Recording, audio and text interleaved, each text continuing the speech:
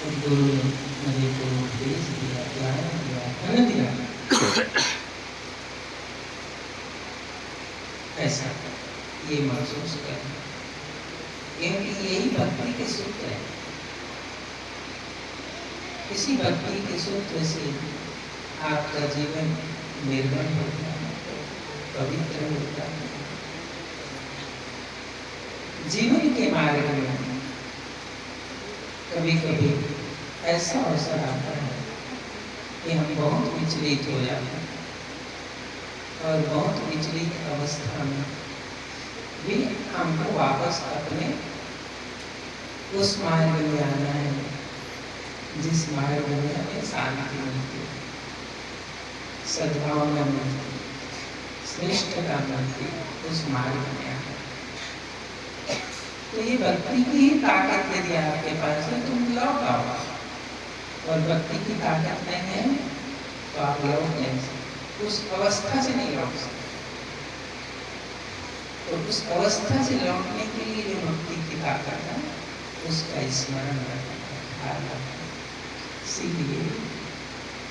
इसीलिए साहेब गुरु महाराज जो है तुमको गले में कंठी बांध देते हैं, कंठी जाके कंठ में कान में जाना, कंठी जिसकी कंठ में उसकी बड़ी महिमा है।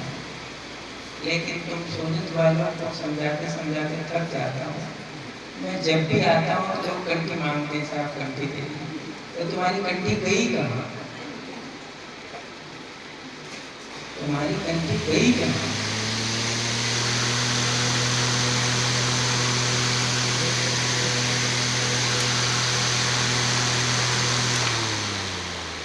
एक माँ थी,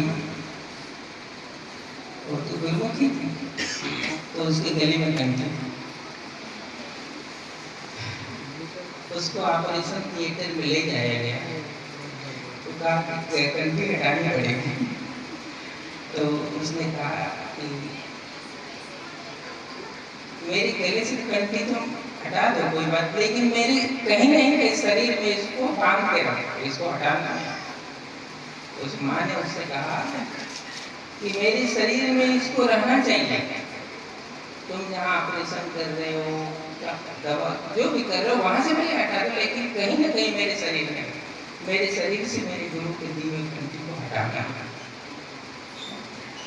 जीवन तो जाने ही है, जीवन को रुकेगा तो नहीं। ठीक है तुम ऑपरेशन करके मुझे ठीक कर दोगे, 7 साल ही तो ठीक करूंगी, बाकी तो जाने ही है। इसलिए मेरी कंठी को मेरे शरीर से नहीं निकाला। इतनी उसकी महिमा है, इतना उसका महत्व है।